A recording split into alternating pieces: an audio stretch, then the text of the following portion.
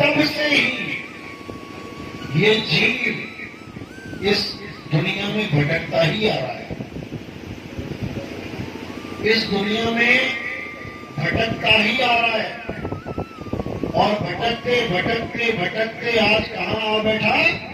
यहां आ बैठा। जितने भी आपको लोग दिखाई दे रहे हैं, ये सब तब से भटक रहे हैं जब से ये सृष्टि बनी है। भटकते भटकते आज इस सत्संग के पंडाल में आप पहुंचे हैं। क्यों आप पहुंचे हैं? क्योंकि ये खोज कर रहे हैं। क्या खोज रहे हैं भाई? ये खोज कर रहे हैं कि हम आ तो गए इस तीन लोक में, लेकिन अब जाएं कैसे, वापस कैसे जाएं? इसकी खोज करने के लिए इस दुनिया में लाखों लोग अलग अलग जगह पे सत्संग सुन रहे हैं, अलग अलग जगह पर जाके धूम धारण कर रहे हैं, अलग अलग तरीकों से भक्ति कर रहे हैं। लक्ष्य सबका एक है कि कैसे भी इस दुनिया से वापस चले जाएं, जन्म मरण का ये रोग खत्म हो जाए। लेकिन ये भी सब नहीं समझ पा रहे हैं कि हम सबको बोल दें कि सब भक्ति इसलिए कर रहे हैं कि जन्म मरण का रोग खत्म हो जाए। तुमने तो कभी भगवान से मांगा ही नहीं होगा। इसमें आधे लोग ऐसे बैठे होंगे जिसने कभी आज तक भगवान से पूजा तो खूब की होगी, लड्डू पेड़े तो खूब चढ़ाए होंगे, रुपया भी लाखों दान दिया होगा, लेकिन ईमानदारी के साथ बता देना कि किसने ये मन्नत मांगी कि हे भगवान मुझे जन्म मरण से मुक्ति मिल जाए। अगर किसी ने मांगी है तो वो हाथ खड़ा कर देंगे। बहुत अच्छी बात है, 100 में से 8-10 हाथ खड़े हो गए, शुक्र है। और बहुत अच्छी बात है कि पूरी ईमानदारी के साथ बाकी लोगों ने हाथ खड़े नहीं किए, क्योंकि उन्होंने कभी मांगा ही नहीं। उनका ये लक्ष्य है ही नहीं कि हमारी मुक्ति हो। उनका क्या लक्ष्य है? हे भगवान, वोट आने वाले हैं, गांव का प्रधान बना देना। हे भगवान, इस बार एमएलए बना देना। हे भगवान, लड़का बड़ा हो गया है, नौकरी दिलवा देना, शादी करवा देना, बच्चे अच्छे पैदा हो जाए, बच्चा बीमार है भगवान बच्चा ठीक करा देना। यही मांगते आए हो आज तक। और तुम कहते हो कि हम भगवान के पुजारी हैं, हम भगवान की पूजा करते हैं। तुम्हारा आईक्यू लेवल कितना है अभी थोड़ी देर में तुम्हें पता लग जाएगा।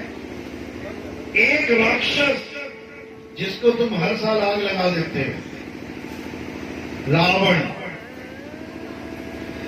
तुम रावण को हर साल आग लगाते हो। उसने 10 बार शंकर जी के सामने अपना गर्दन काट के चढ़ा दिया। तुमने कभी उंगली चढ़ाई? अगर तुम्हारी उंगली काट दी जाए, रख के कि आज तुम्हारी उंगली कटेंगी जितने मंदिर में आओगे, और भगवान तुम्हें वरदान दे देंगे, मिले ना मिले हमें नहीं पता, सबकी आज उंगलियां काटेंगी, सारी लाइन वाले भाग जाएंगे अपने घर। एक भी भगत उंगली कटाने को तैयार नहीं है, लेकिन 10 बार उसने अपनी गर्दन चढ़ाई, लेकिन फिर भी उसको हम आग लगा देते हैं। क्या हम इस लायक हैं कि हम उसको आग लगाएं? जिसके मरने पर जो मर रहा था, तब भगवान राम ने अपने छोटे भाई को बोला कि जा बेटा, वो सामने जो बंदा मर रहा है ना, उससे ज्ञान लेके आ। किसको पता है ये बात? हाथ खड़े करो। पता है, अच्छी बात है, बुजुर्ग बैठे सबको पता होगी ये बात। राम जी ने कब कहा लक्ष्मण को कि जा बेटा इसकी आग लगा दिया? ना राम जी ने हनुमान जी को बोला, ना लक्ष्मण को बोला, किसी को नहीं बोला आग लगा दिया, बल्कि उन्होंने क्या कहा कि ऐसा ज्ञानी पंडित 3 लोक में विद्यमान नहीं है, जाओ इससे ज्ञान प्राप्त करके आओ। तो अपने भाई को वो ज्ञान प्राप्त करवा रहे हैं। तुम्हें किसने कहा आग लगाने को? तुम हर साल जाते हो, आग लगा के घर में आ जाते हो। ये प्रथा चली कहां से? किसने चला दी है? और बाकी राक्षसों को ले लो, जितने भी तुम राक्षस कहते हो कि राक्षस है, उन्होंने इतनी भक्ति करी कि भगवान को प्रकट कर दिया। नहीं किया तो बताओ, वरदान किसने दिए उनको? किसने दिए? जिन शंकर जी को तुमने कभी देखा नहीं, उन राक्षसों ने प्रकट कर दिया सामने। भोले शंकर को आना पड़ा और उन्होंने ये नहीं कहा कि मेरे बच्चों की नौकरी लग जाए, कि मेरे घर में सुख आ जाए, शांति आ जाए। उनका पहला वरदान, डिमांड क्या था? हे भगवान, मुझे अमर कर दो। अब अपना आईक्यू और उस राक्षसों का आईक्यू मैच करिए जरा। तुम्हारा इतना सा आईक्यू है कि तुम अपनी मकान दुकान से बाहर नहीं जा पा रहे हो, भगवान को इसी में तुमने सीमित कर दिया है।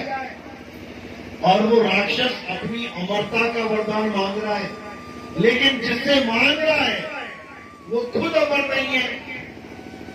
ब्रह्मा जी से मांगा, ब्रह्मा जी प्रकट हुए, ब्रह्मा जी मुझे अमर कर दो। ब्रह्मा जी कहते भाई अमर तो मैं नहीं हूं, अमर तो मैं नहीं हूं, तुझे कहां से अमर कर दूं?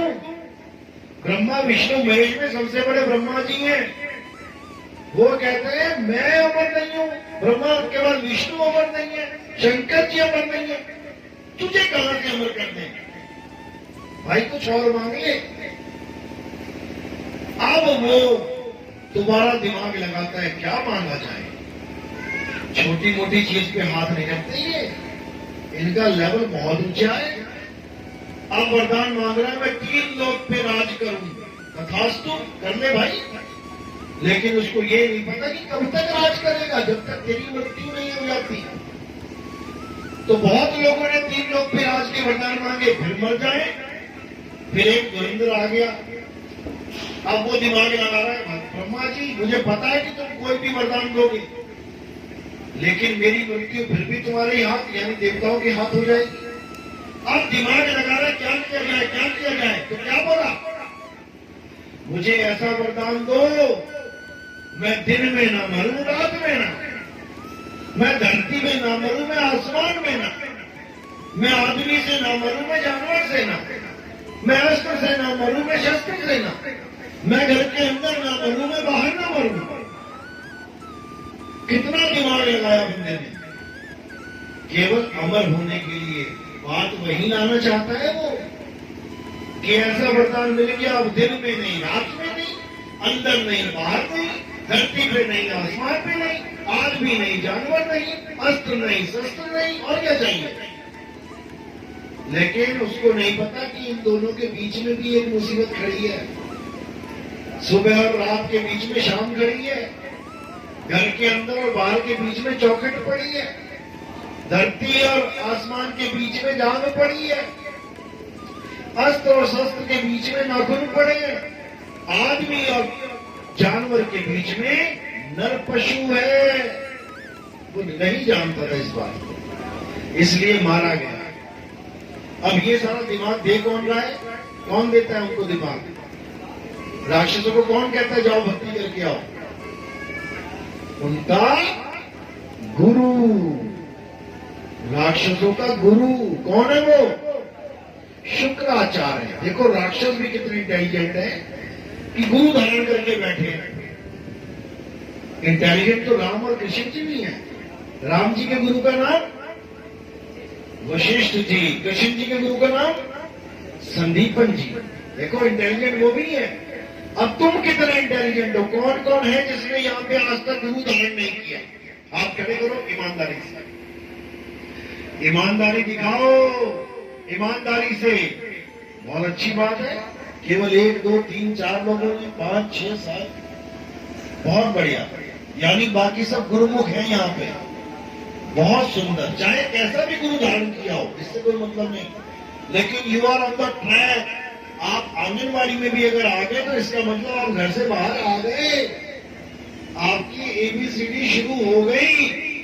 अब मालिक जानेगा कि PhD कर पाओगे कि 5वीं तक रहोगे, या 10वीं तक पहुंच गए, या 12वीं करके बैठ गए, या कॉलेज तक ग्रेजुएट हो गए, या पोस्ट ग्रेजुएट हो गए, या फिर PhD लगा के डॉक्टर बन गए। अब ये तुमने देखना है तो जो पीएचडी लगा के डॉक्टर बन जाता है वो पूर्ण ज्ञानी हो जाता है, पूर्ण। और जो 10वीं 12वीं में 5वीं में 8वीं में रह गए वो पूर्ण ज्ञानी नहीं होते, स्टूडेंट फिर भी वही कहलाते हैं, उनको भी विद्यार्थी ही कहते हैं। चाहे पहली क्लास का हो, चाहे 10वीं का, चाहे 12वीं का, वो विद्यार्थी जीवन ही है। जैसे विद्यार्थियों के गुरु लेवल वाइज होते हैं, एलकेजी, यूकेजी, पहली, दूसरी, 5वीं, ऐसे गुरु लेवल वाइज होते हैं, ऐसे ही आध्यात्मिक गुरु भी लेवल वाइज होते हैं। सबसे नीचे का जो गुरु होता है लेवल, सबसे छोटे लेवल का, वो गुरु आपको क्या कहता है? वो गुरु आपके तंत्र मंत्र, कोई आपका घर में झगड़ा, कलह, कलेश, पति आपके वश में नहीं है, वशीकरण, ये सब ड्रामा करवाता है, सबसे लो लेवल गुरु। उससे ऊपर जब उठते हैं तो वो गुरु आपका आता है जो देवी देवताओं की पूजा करवाता है और उनके नाम जपवाता है। देवी देवताओं की पूजा करवा दी, नाम जपवा दिया। उनसे ऊपर कौन सा गुरु आता है?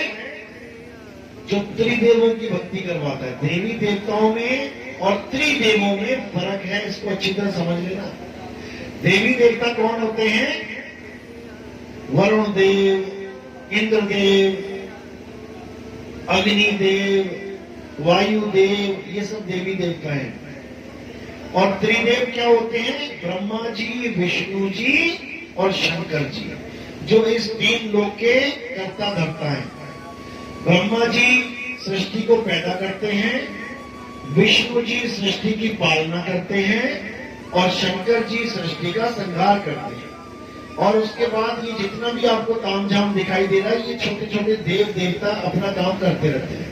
वायुदेव पवन चला रहा है, वरुण देव पानी का इंतजाम कर रहा है, अग्निदेव तुम्हारे घर में आग वाग जलवा रहा है, ये सारा सिस्टम चलता रहता है। अब उससे ऊपर के जो गुरु होते हैं वो 3 देवों की पूजा करवाते हैं, यानी ब्रह्मा जी का मंत्र, विष्णु जी का और शंकर जी का।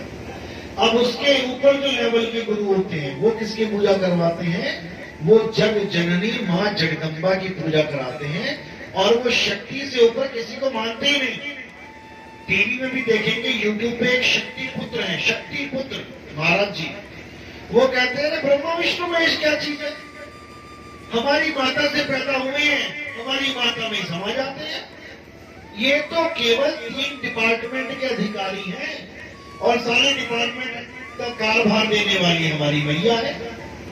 वो जग जननी जग जगदम्बा महामाया को ही भगवान मानते, परमात्मा मानते हैं, उस लेवल के गुरु हैं। अब उससे ऊपर क्या है? उससे ऊपर है ब्रह्म को मानने वाले। ब्रह्म नाम सुना है ब्रह्म का? किस किसने सुना? हाथ खड़े करो एक बार। ब्रह्म, बहुत अच्छी बात है। ब्रह्म को मानने वाले जो गुरु होते हैं वो किसकी पूजा करवाते हैं? वो निराकार ब्रह्म की पूजा करवाते हैं कि परमात्मा कौन है? निराकार ब्रह्म ही परमात्मा है। ब्रह्म का क्या स्वरूप है? ज्योत स्वरूप है। कहां पर है? आंखों के बीच में। ब्रह्मा विष्णु महेश जी भी उसी ज्योत के दर्शन करते हैं समाधि में। किसी ने पंडित जी से सवाल पूछ लिया, पंडित जी ये शंकर जी किसकी पूजा कर रहे हैं, किसका ध्यान कर रहे हैं? अब पंडित जी को ब्रह्म का ज्ञान नहीं है। अब पंडित जी क्या कह रहे हैं? अरे विष्णु जी, शंकर जी विष्णु जी की कर रहे हैं, विष्णु जी ब्रह्मा जी की कर रहे हैं, ब्रह्मा जी शंकर जी की पूजा कर रहे हैं। किसने ये जवाब सुना है बचपन में? ये बात किसने सुनी है? हाथ खड़े करो। बहुत अच्छी बात है, क्योंकि सब कुछ हमारे तुम्हारे में ही चल रहा है, यहाँ पे ये सब चल ही रहा है। अब पंडित जी को ब्रह्म की जानकारी नहीं है, वरना पंडित जी एक ही लाइन में खत्म कर देते कि ब्रह्मा विष्णु महेश तीनों ब्रह्म के पुजारी हैं। लेकिन पंडित जी को निराकार ब्रह्म की कोई अवस्था का ज्ञान नहीं, इसलिए उन्होंने अपना पीछा छुड़ा दिया कि तीनों एक दूसरे की, जबकि तीनों एक दूसरे की पूजा क्यों करेंगे? तीनों का अपना अपना अलग डिपार्टमेंट है। जब भी उन्हें आपस में मिलना होता है, इधर गायब हो गए, उधर प्रकट हो गए। तीनों आपस में एक साथ खड़े भी देखे कितनी बार, आपस में बातें भी करते हैं, तो एक दूसरे की भक्ति करने की क्या जरूरत है भाई? भक्ति उसकी की जाती है जिसको तुम प्राप्त करना चाहते हो। जैसे राक्षसों ने भक्ति करी शंकर जी की, वो प्राप्त करना चाहते कि आओ यहां पर, तो ऐसे ही शिव जी, शंकर जी किसकी पूजा कर रहे हैं? समाधि में बैठ के युगों युगों तक पूजा करते हैं, ध्यान लगाते हैं। पार्वती आके पूछती है आप किसकी पूजा कर रहे हो? देवों के देव महादेव तो तुम हो, हम तो तुम्हें महादेव मान बैठे हैं, तुम किसका ध्यान लगा रहे हो? तब आप एक ग्रंथ पढ़ेंगे शिव स्वरोदय। किस किस का नाम सुना है ग्रंथ का? शिव स्वरोदय। एक दो तीन लोगों ने, बहुत अच्छी बात है। हाथ खड़ा होना, this is the positive sign that you are a researcher, कि तुम जीवन में खोज कर रहे हो, कुछ ना कुछ पढ़ रहे हो, खोज रहे हो। तो जो शिव स्वरोदय को जानते हैं उसमें बिल्कुल स्पष्ट प्रश्न और उत्तर चल रहे हैं। पार्वती ने पूछा, हे भोले शंकर, हम आपको ही सबसे बड़ा मानते हैं, देवों के देव महादेव, कालों के काल महाकाल, आप किसकी पूजा में लगे रहते हो? मुझे तक तुमसे बात करने के लिए इतने साल इंतजार करना पड़ता है, कब समाधि तोड़ोगे तो मैं तुमसे बात करूंगी। तब उन्होंने क्या बोला कि मैं निराकार निरंजन उस ज्योत स्वरूपी ब्रह्म की साधना करता हूं। बिल्कुल क्लियर। तो शंकर जी किसकी साधना करते हैं? एक नाम सुना होगा आपने, अलग अलग निरंजन। अब ये कौन है? क्या इसकी फोटो देखी किसी ने? हाथ खड़े करो जिसने ये फोटो देखी हो अलग निरंजन की। अच्छा, फोटो देखी आपने अलग निरंजन की? क्या बात है। देवी देवता मिलके ना देख पाए उसको कभी, तो उसका नाम रख दिया अलग। अलग का मतलब क्या होता है? जिसको कोई लख नहीं सकता, जिसको इस तीन लोक में कोई लग ही नहीं सकता। लेकिन खुशी की बात है इस गांव में किसी ने लग लिया उसको कोई नहीं लग सकता। वो अलग निरंजन है। वही ब्रह्मा विष्णु महेश जी को इस सृष्टि में उत्पन्न करता है, कार्यभार सौंपता है, और उसके बाद कार्य पूर्ण होने के बाद उन तीनों को लय कर देता है। यानी जैसे पैदा किया वैसे ही संहार कर दिया। उसके बाद जब दोबारा सृष्टि बनानी होती है तो ब्रह्मा विष्णु महेश जी को दोबारा से पैदा कर दिया जाता है। इसका प्रमाण कहां मिलेगा आपको? शिव पुराण पढ़िए, देवी भागवत पुराण पढ़िए, विष्णु महापुराण पढ़िए। आपको एक एक लाइन वही लिखी मिलेगी जो मैं बोल रहा हूं। कोई गलती से ये मत सोच लेना कि ब्रह्मा जी अमर हैं, विष्णु जी अमर हैं या शंकर जी अमर हैं। बिल्कुल नहीं, बिल्कुल भी नहीं। कोई अमर है ही नहीं। जिसने शरीर धारण कर लिया वो कभी अमर हो ही नहीं सकता, क्योंकि जो पैदा हुआ है वो आज नहीं तो कल, कल नहीं तो परसों उसको जाना पड़ेगा। अब हमारी छोटी बुद्धि क्या करती है? उनकी उम्रें बता रखी है गीता में कि कितने कितने कितने लाख साल बाद एक ब्रह्मा की मृत्यु होती है। तो हम सोचते हैं इतने लाख साल की उम्र अमर ही है।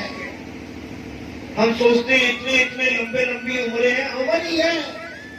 अमर नहीं है भाई, अमर नहीं है। अमर वो होता है जो कभी मरे ही नहीं। अमर वो होता है। अमर कौन है? अमर केवल और केवल, केवल और केवल, और दूसरा कोई नहीं, आत्मा है। जिसकी महिमा गीता में कृष्ण जी ने इतनी बार गाई है। किसकी महिमा गाई गीता में? अपनी नहीं गाई है कि मैं परमात्मा हूं, मैं भगवान हूं। अपने लिए तो उन्होंने बोला मैं काल हूं। सारी दुनिया को बनाने वाला, सारी सृष्टि को खत्म करने वाला मैं ही काल हूं। लेकिन उन्होंने महिमा आत्मा की गाई है। हे अर्जुन, इस दुनिया में दो प्रकार के तत्व हैं, एक असत्य, एक सत्य। असत्य तो ये सारे शरीर हैं जितने भी दिखाई दे रहे हैं। क्यों? क्योंकि असत्य की परिभाषा ही यही है, जो पैदा होए और मर जाए, जो उत्पन्न होए और जिसका अंत हो जाए, और जो पल पल बदले वो असत्य है। क्या ये शरीर पल पल बदल नहीं रहा? रोज बदल रहा है, रोज। आप अपनी 40 साल पुरानी फोटो देखो, जितने बुजुर्ग बैठे हैं, और उससे भी पुरानी 20 साल फोटो देख लो बचपन की। एक आपकी फोटो देखो 1 दिन की, एक देखो 20 साल की, एक देखो 50 साल की, 60 साल की। तीनों में जमीन आसमान का अंतर होगा, होगा ना? लेकिन माया इतनी प्रबल है कि तुमने रोज शीशा देखा है, रोज। जब से तुम LKG UKG में जाना, जब से तुम्हें कंघी करनी आई, बता दो तुमने किस दिन से शीशा नहीं देखा? उस शीशे में तुम अपनी शक्ल देखते भी रहे, लेकिन तुम्हें माया ने पता भी नहीं लगने दिया कि देख तू ऐसा था और आज देख तू कैसा हो गया। तुम्हारे सामने शीशा था, तुम शीशे में अपनी बदलती शक्ल तो कभी समझ ही नहीं पाए। आज तुम वो फोटो उठाओ जब तुम पहली क्लास में थे और आज तुम 70 साल के हो, देखो कितना फर्क है। लेकिन शीशा भी तुम्हें वो फर्क जाहिर नहीं कर पाया। बता दो किसी को पता लग गया हो कि इतना बड़ा गैप मैंने शीशे के सामने खत्म कर दिया देख के? तुम्हें पता भी नहीं लगने नहीं पाया कि पल पल तुम मौत के पास जा रहे हो। जब 70 साल बीत गए और मौत आ गई, तब पता लगा अरे बाप रे बाप, मैं तो मरने वाला हूं। तब किसी के हाथ पल्ले कुछ नहीं रह जाएगा। हाथ पल्ले रहना क्या है पहले ये समझ लो। सबको पता है कि ये मकान, दुकान, माँ बाप, भाई बहन, बंगला, गाड़ी, ये सब यही रह जाएगा। किसको नहीं पता है वो हाथ खड़े करो जरा। सबको पता है, बच्चे बच्चे को पता है। लेकिन फिर भी इस दुनिया की दौड़ में हमें सारे गुरु ऐसे मिल रहे हैं जो कह रहे हैं ठीक है, जब छोड़ के जाएंगे तब देखेंगे, अभी तो करने इकट्ठा। अच्छी बात है, क्योंकि ये पेट भी तो दे रखा है साथ में भगवान ने, काम तो करना पड़ेगा। लेकिन केवल पेट ही पालते रह गए तो ये मनुष्य चूल्हा किस काम का? इससे अच्छा तो गला बना लेता, ना बिजली का बिल देना पड़ता, ना रहने का कोई किराया देना पड़ता, ना सवारी के लिए बसों में ट्रेनों में रिजर्वेशन कराना पड़ता। भाई पेट ही पालना है तो गधा भी पाल रहा है, घास खाता है मजे से, डकार मार के सो जाता है। अगर पेट ही पालना है तो ऐसा कोई जीवन दे देते। फिर ऐसा जीवन दे दिया कि हाय हाय हाय नौकरी नहीं है, घर के कैसे खर्चे निकलेंगे, टेंशन, दिमाग, नौकरी चली गई, बंदा फांसी पे लटक गया। फिर पढ़ाई लिखाई का झगड़ा, पेट ही तो पालना है। लेकिन नहीं, पढ़ पूरा दिन बच्चा कहता है क्या पागल लोग मेरे पीछे पड़ गए। पेट ही तो पालना है, पाल लेंगे। ये इतना मुश्किल जीवन, सबसे मुश्किल जीवन इंसान का जीवन है। 1,84,000 में देख लो, बताओ चिंता किसी और जानवर ने अपना हॉस्पिटल खुलवाया आज तक? कोई जानवर हॉस्पिटल खुला के नहीं बैठा, कोई जानवर टेंशन में कभी आत्महत्या नहीं कर रहा है। एक भी जानवर ने आज तक आत्महत्या नहीं करी कि कोई कहे कि मैं बड़ा दुखी हो गया संसार से, मैं तो जा रहा हूं भगवान के पास।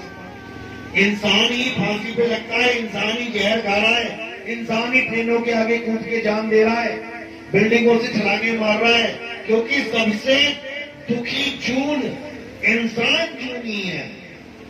बाकी सब मजे कर रहे हैं, लेकिन इंसान पागल हुआ पड़ा है। केवल 50 साल 60 साल बिताने की चिंता इसको इतनी है कि दूसरों का माल लूटने से भी बाज नहीं आ रहा। अभी ये सड़क देखी मैंने, यहां पर ऐसी सड़क मैंने जीवन में कभी नहीं देखी होगी, वो भी इतनी अच्छी मार्केट में। हैरान हो गया मैं, कमाल ही हो गई ये तो। ऐसे ईंटें खड़ी हुई हैं ऊपर की और उन ईंटों को ढक ढक ढक ढक ढक आ रहा है। मैंने कहा कमाल ही। अब ऐसा नहीं है कि पैसा नहीं आ रहा होगा, सब कुछ आ रहा है, लेकिन हमें पता ही नहीं है कि अगर हमें कोई ओहदा मिल गया है इस संसार में, अगर हमें कोई पुलिस में जॉब मिल गई, अगर हमें कोई गृह मंत्री बन गए, प्रधानमंत्री बन गए, कुछ भी बन गए, डॉक्टर बन गए, इंजीनियर बन गए, इसलिए नहीं बने कि लूट लूट के खा जाए दुनिया को, इसलिए बने कि हम अपनी सेवा प्रदान करें। ये सारे डिपार्टमेंट किसके हैं पता है आपको? हेल्थ डिपार्टमेंट, खेल डिपार्टमेंट, रक्षा डिपार्टमेंट, परिवहन डिपार्टमेंट, ये जितने डिपार्टमेंट है किसके हैं ये? आपकी एक दुकान हो, उसमें 10 लोग काम कर रहे हो, अगर एक आदमी गलती से भी आपके गले में से 10 का नोट निकाल ले और आप सीसीटीवी कैमरे में उसको देख लो, आप उसको दूसरे दिन दुकान में नहीं रखोगे। मान रहे हो बात को?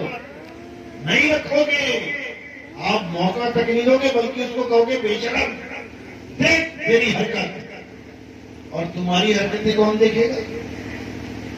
तुम्हारी हरकतें कौन देखेगा? जैसे तुम्हारी दुकान में वो वर्कर हैं, ऐसे ये सारे डिपार्टमेंट केवल भारत के नहीं, भारत के डिपार्टमेंट तो भारत की सरकार के हैं, पूरी दुनिया के डिपार्टमेंट वो किसके हैं? वो सरकार ऊपर बैठी है।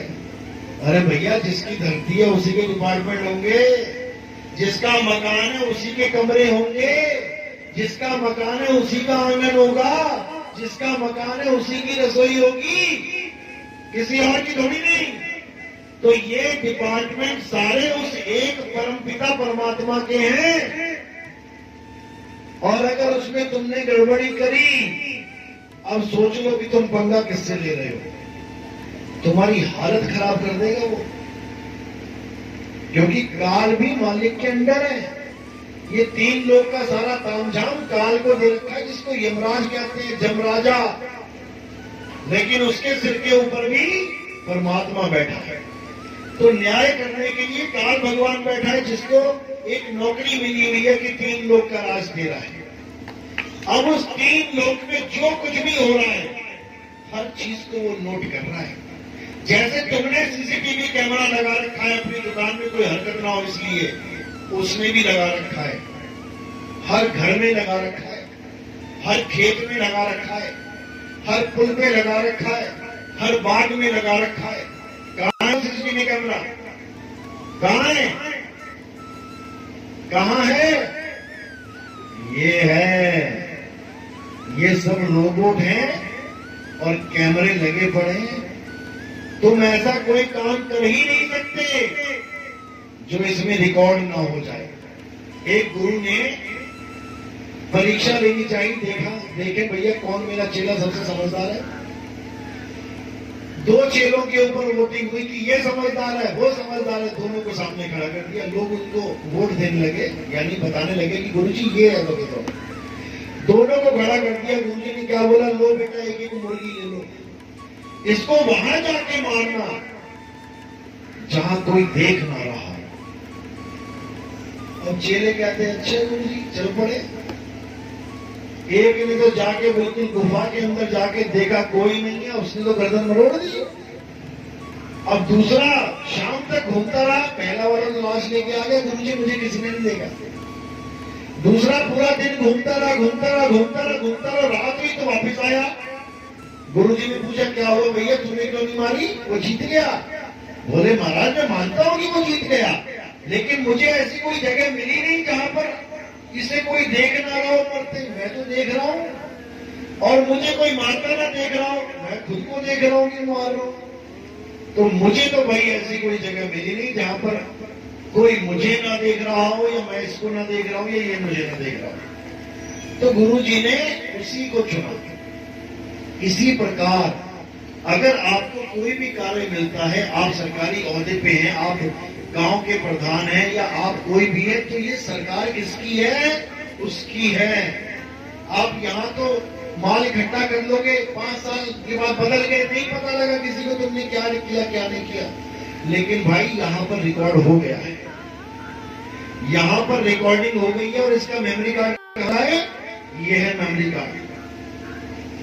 इसमें तुम्हें पूरे जन्म का तुम्हारी जो सारा डाटा है वो सब रिकॉर्डेड है। अभी तुमसे पूछना शुरू कर दे, हाँ बेटा 5वीं क्लास में तुमने क्या किया था, बताएगा बच्चा एक बैठने लगा था, मैंने उसकी कुर्सी खींची। याद होगा तुम्हें। एक एक चीज तुम्हारे मेमोरी कार्ड में दर्ज है और वहां पर कोई और नहीं बताएगा तुमने क्या किया। वहां तुमसे पूछा जाएगा कि तुमने क्या क्या किया बताओ। अब तुम सोचोगे मैं नहीं बताऊंगा, वहां पे मेरे हाथ में होगा बताना, नहीं बताऊंगा, झूठ बोल दूंगा। कई लोग ऐसा भी सोच सकते हैं, पर ऐसा होगा नहीं। क्यों नहीं होगा? कभी पुलिस वालों के हाथ आ जाना, कुर्सी पे बैठाएंगे और कनपट्टी पे गोली लगा देंगे। बोलता है कि नहीं बोलता है? तो भैया इसको दूर तक बोलता हूं और तुम सारी राम कहानी बोल दोगे।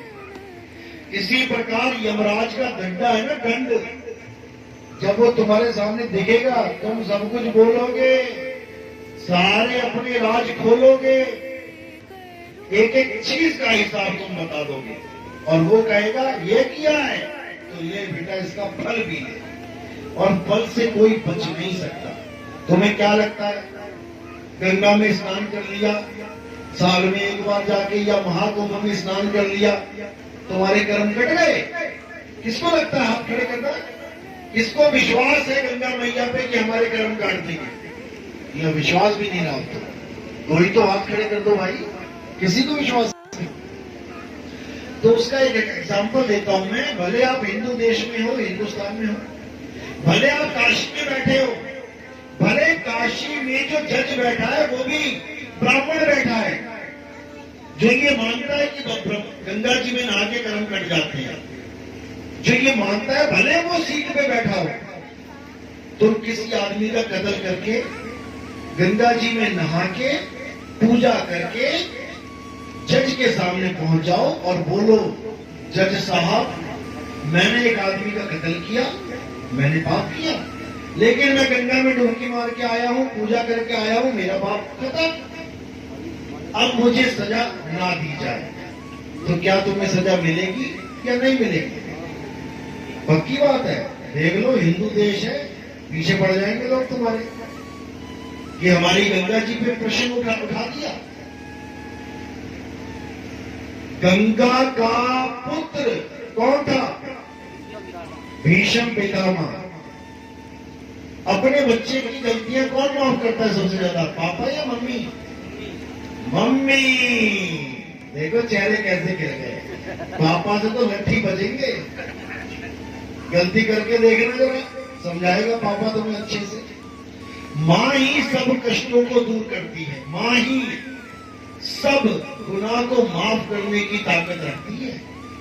बड़े से बड़ा गुनाह बच्चा करके आया हो, मां तब भी कहेगी बेटा घबरा मत, मैं हूं, चिंता मत कर, मेरे पीछे छुप जा, आने दे, मैं देखती हूं। वो गंगा मां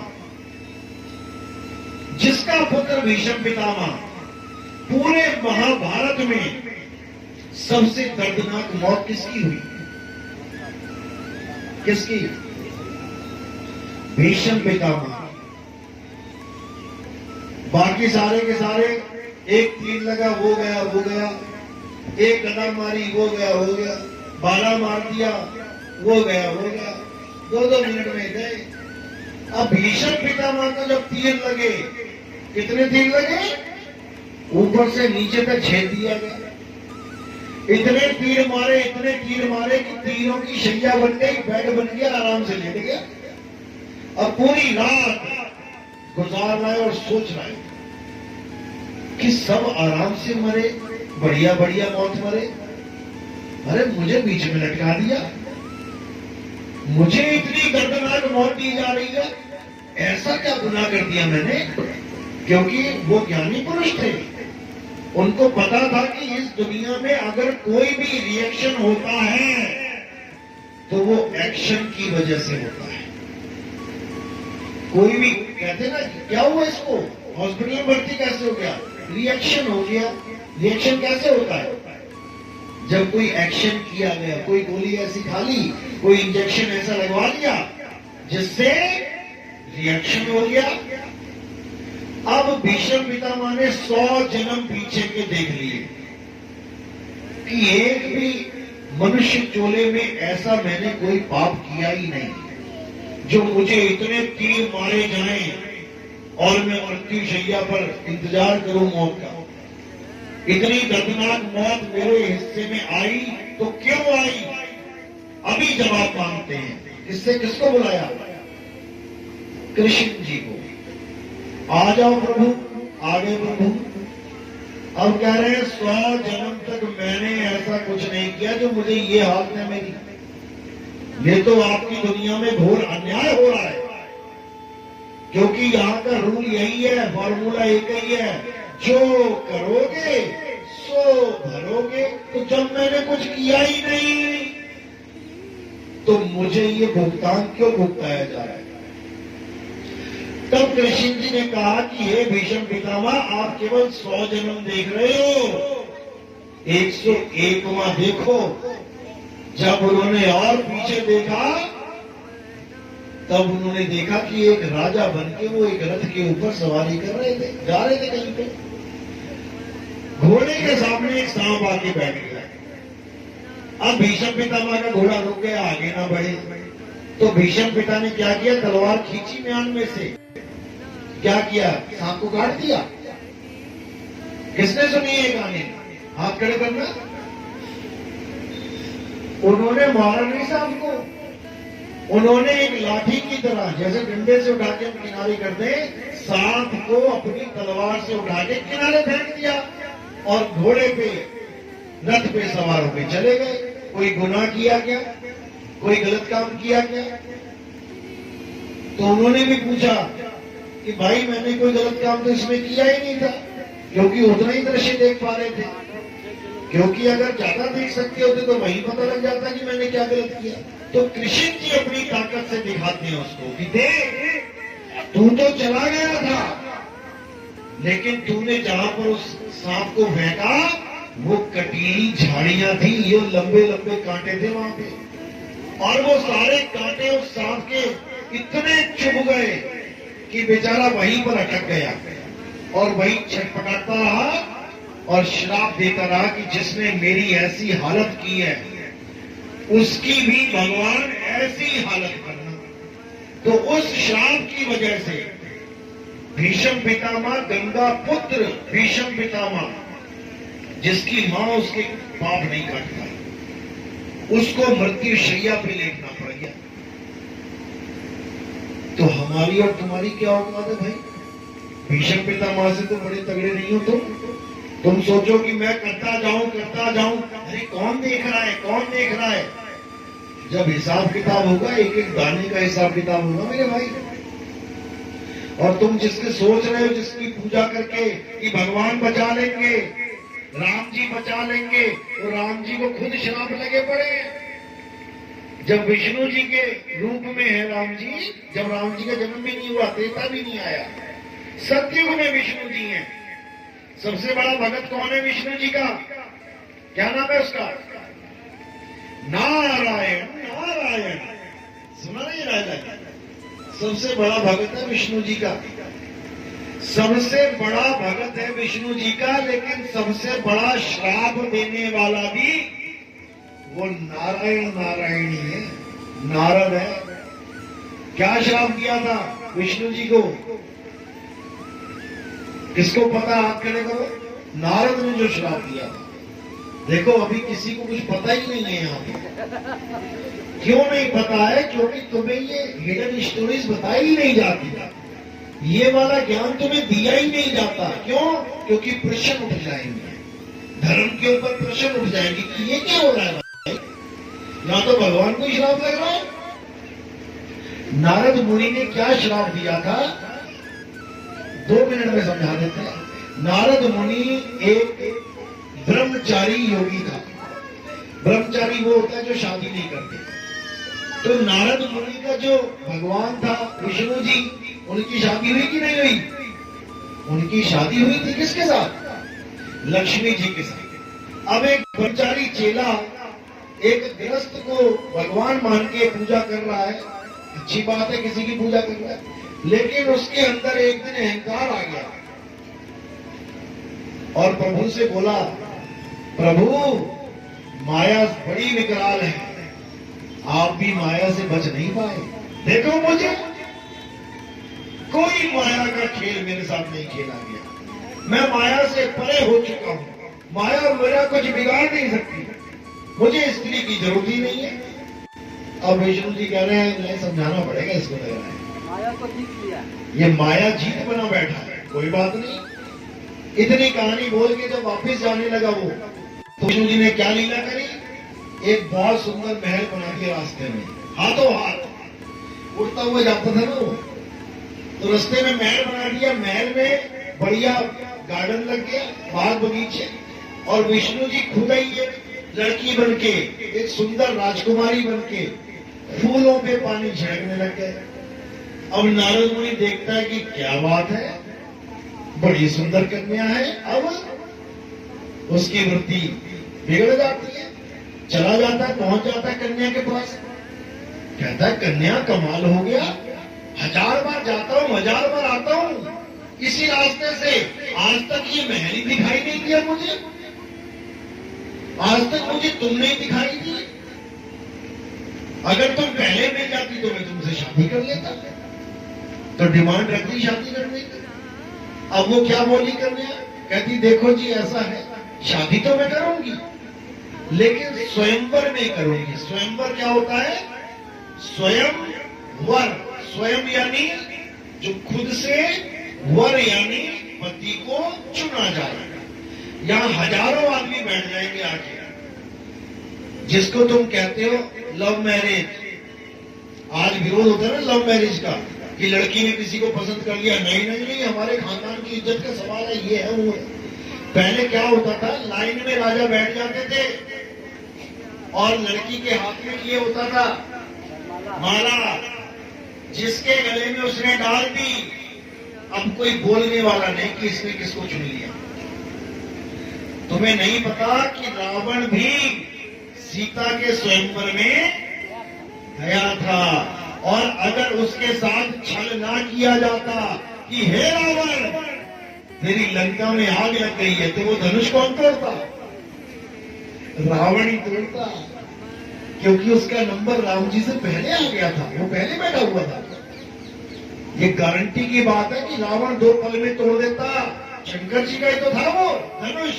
अरे जो कैलाश में बैठे हुए शंकर जी के कैलाश को उठाते घुटने तक, जो स्वयं प्रभु को घुटने तक उठा दे, तो धनुष क्या चीज है। तो जब स्वयंवर की बात आती है तो नारद मुनि उससे पूछता है कि आपको कैसा वर चाहिए।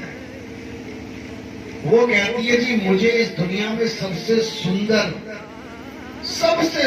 पति चाहिए, जिसकी शक्ल सबसे सुंदर होगी, मैं उसी के गले में माला डालूंगी। क्योंकि ये डिमांड होती थी ना, सीता की डिमांड क्या थी, सुंदर भले ना होए, देव होए, देवता होए, आदमी होए, गंधर्व होए, राक्षस होए, तभी तो रावण को बुलाया था वहां पे, राक्षस ही था। यानी राक्षस के साथ भी ब्याह हो जाएगा, डिमांड पूरी होनी चाहिए। इसी प्रकार वहां क्या डिमांड थी लड़की की, कि सबसे सुंदर रूप जिसका होगा मेरा पति वही होगा। अब नारद मुनि लगाने लगे ध्यान, इस दुनिया में सबसे सुंदर कौन है, कौन है, कौन है। तो बार बार विष्णु जी पे आके अटक जाए, अरे प्रभु से सुंदर कौन है, प्रभु से सुंदर कोई हो ही नहीं सकता। अब पहुंच गए प्रभु के पास, प्रभु आपकी जरूरत है। क्या हुआ नारद, कहते महाराज मुझे एक दिन के लिए, केवल एक दिन के लिए अपना हरि रूप दे दो। अब विष्णु जी तो, वो विष्णु जी तो है वो लड़की, वो समझ रहे क्यों चाहिए। कहते कोई बात नहीं, तरास्तु मिल जाएगा। अब वो टेंशन फ्री हो गया, कहता अब तो ये मेरी होके रहेगी, कोई रोकने वाला नहीं। लो जी दिन गिनता रहा, घड़ी आ गई सामने, अब पहुंच गया स्वयंवर में। अब उसको पूरा यकीन है कि मेरा हरि रूप है, यानी हरि का रूप, और हरि कहते हैं बंदर को भी। तो वो जहां के बैठा, लड़कियां आई साथ में, माला लेके आई लड़की, उसको क्रॉस कर दी। उसने कहा ऐसा कैसे हो सकता है, विष्णु जी से भी कोई रूप और ज्यादा हो सकता है सुंदर, जो इसको पसंद नहीं आया। तो थोड़ी देर बाद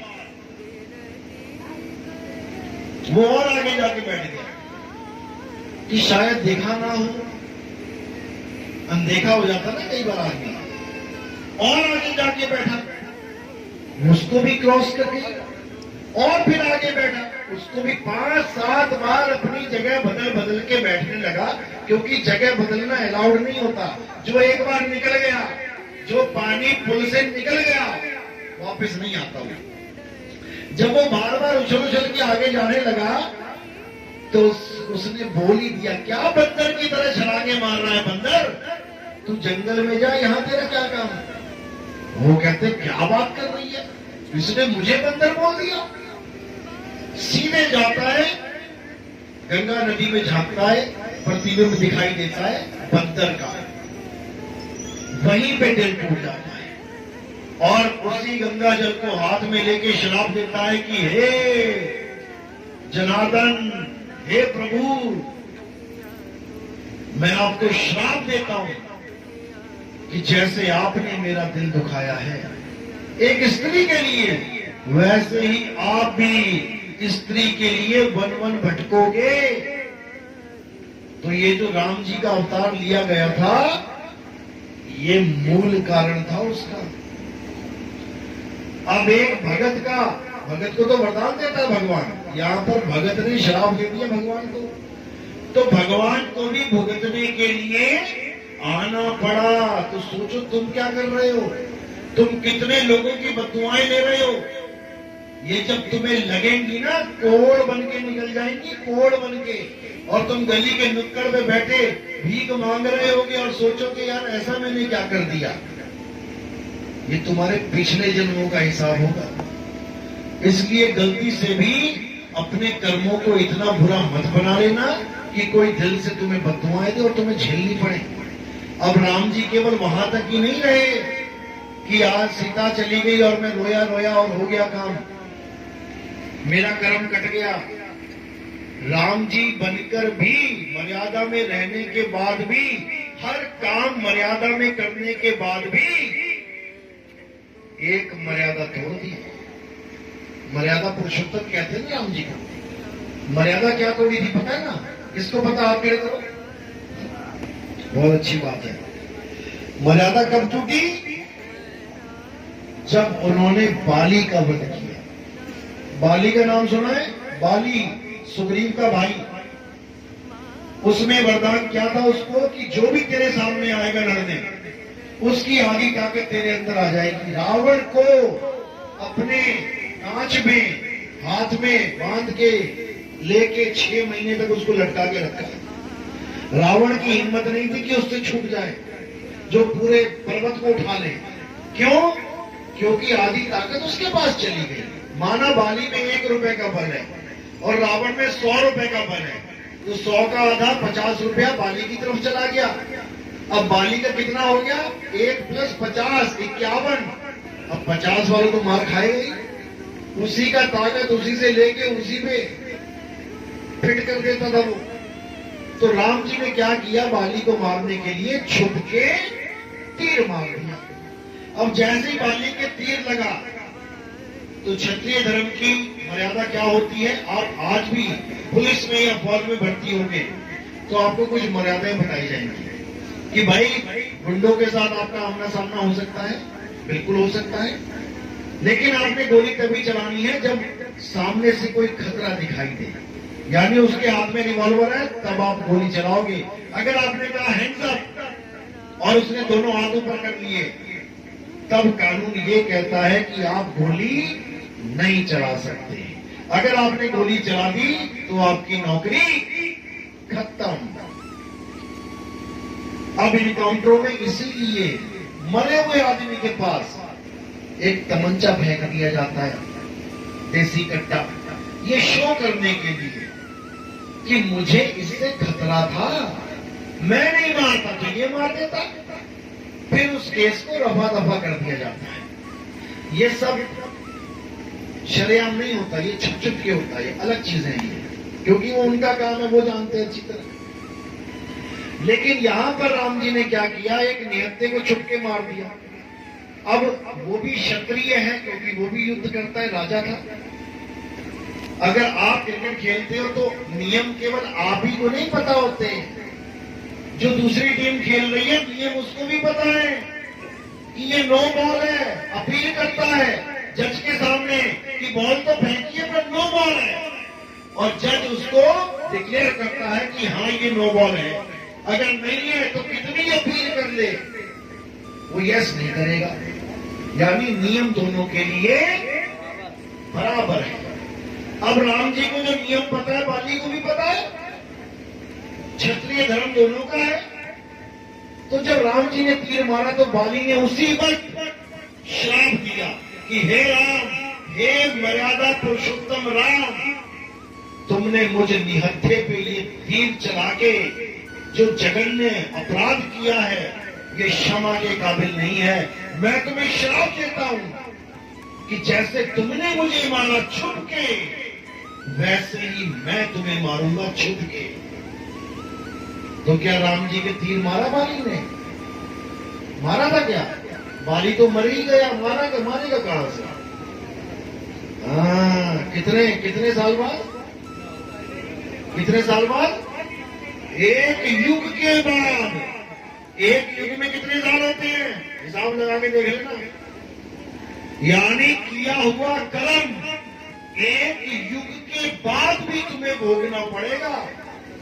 तब तक वो पेंडिंग में चला जाता है, रखा हुआ है इस दुनिया बनाने वाले ने।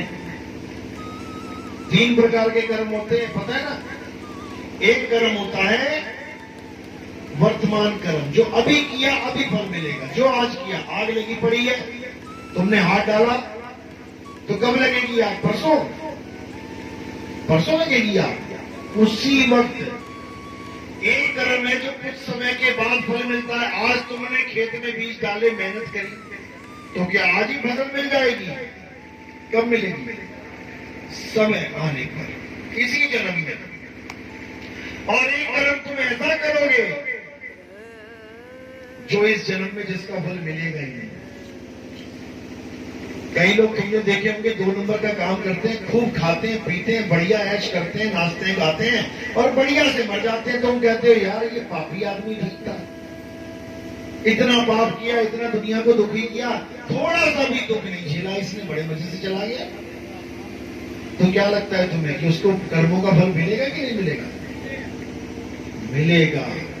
अब जिस घर में वो पैदा होगा दिल में छेद वाला बच्चा, जो सांसों को तड़पेगा, सांस लेने को तरसेगा।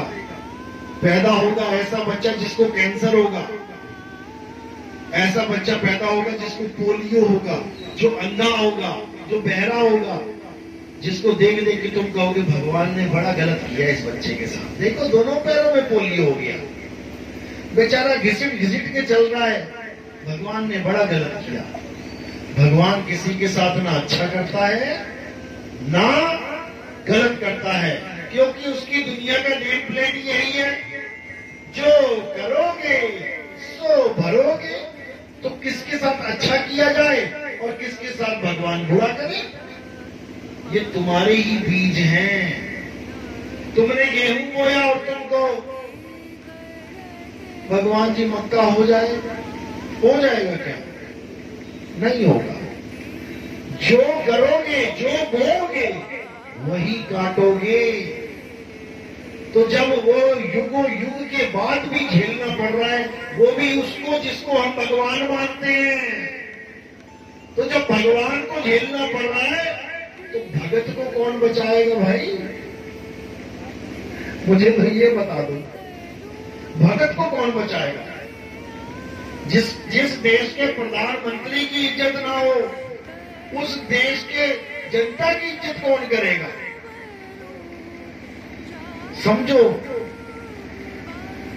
हमें अगर बचना है इस काल जाल से, हमारे पास केवल एक ही ऑप्शन है, और वो ऑप्शन है सत्य को जान जाओ। सत्य क्या है?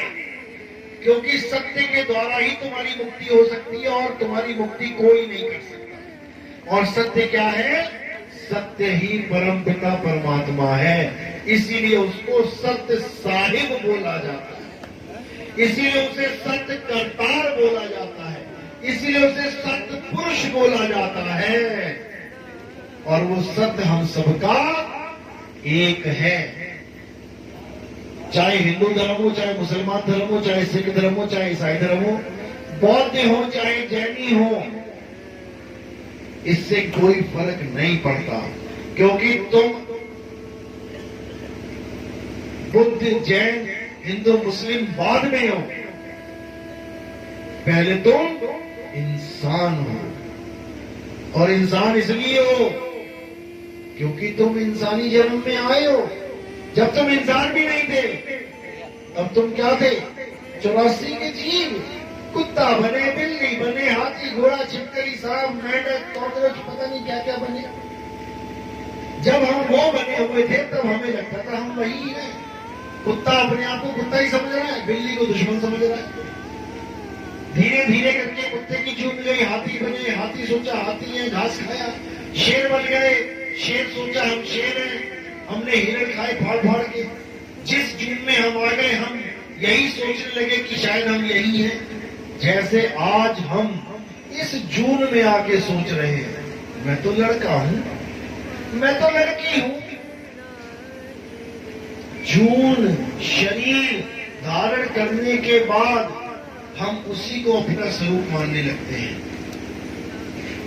लड़के का शरीर मिल गया तो मैं लड़का हूं, लड़की का शरीर मिल गया मैं तो लड़की हूं। अरे भाई, ना तू लड़का है ना तू लड़की है, तू एक जीवात्मा है। लड़का लड़की का शरीर तो मात्र एक डिजाइन है, मात्र एक डिजाइन है। 5 तत्वों का शरीर आदमी का भी है, 5 तत्वों का शरीर औरत का भी है। ना एक तत्व इधर ज्यादा ना एक तत्व इधर कम। तो फिर कैसे वो 5 तत्व लड़का बना हुआ है और कैसे वो 5 तत्व लड़की बने हुए हैं? मात्र डिजाइन का फर्क है। लड़के का डिजाइन अलग है, बच्चा पैदा होते ही डिजाइन देख लेते हैं, क्या पैदा हुआ? डिजाइन देखा, लड़का है। डिजाइन देखा, लड़की है। जैसे ये कपड़े, एक आदमी का पैजामा और एक लड़की का पैजामा, लेडीज का पैजामा दोनों टांग दिए। अब तुम्हें कहा भैया लेडीज वाला पैजामा ले आना, अब तुम दोनों को देखोगे, हाँ ये जेंट्स का, ये है दोनों कपड़े एक ही कपड़े के आधा आधा करके बनाए गए कपड़े, लेकिन फिर भी वो कपड़ा लेडीज कहला रहा है, वो कपड़ा जेंट्स कहला रहा है। फर्क कोई नहीं है, एक ही कपड़े के दोनों रूप बना दिए। चमड़े का पर्स बना दिया जेंट्स पर्स, लेडीज पर्स। अब कोई आदमी लेडीज पर्स लेके घूमे मार्केट में ऐसे टांग के, लोग कहेंगे है पागल, लेडीज पर्स लेके घूम रहा है। जबकि वो बने दोनों किसके? चमड़े के। चमड़ा ना लेडीज ना जेंट्स, केवल डिजाइन का फर्क है। चश्मा लेने गए, भैया चश्मा देना, सबसे पहले क्या पूछेगा वो? लेडीज दूंगी जेंट्स? अब बताओ, प्लास्टिक भी लेडीज और जेंट्स होती है, लेकिन डिजाइन लेडीज और जेंट्स होता है। इसी प्रकार जब ये हवा, पानी, आग, धरती और आकाश लेडीज जेंट्स नहीं है, तो इन्हीं पांचों के बनाए हुए पुतले लेडीज और जेंट्स कैसे हो गए? केवल डिजाइन की वजह से। आप कपड़ा नहीं हो, आप कपड़े को पहनने वाले हो, इसको समझ लो। तुम आदमी और औरत नहीं हो, ये माया ने तुम्हें भरमा दिया है कि तू लड़का है, तू लड़की है, लड़की है। तुम जीवात्मा हो, ना तुम लड़का हो ना तुम लड़की हो। रामलीला में देखा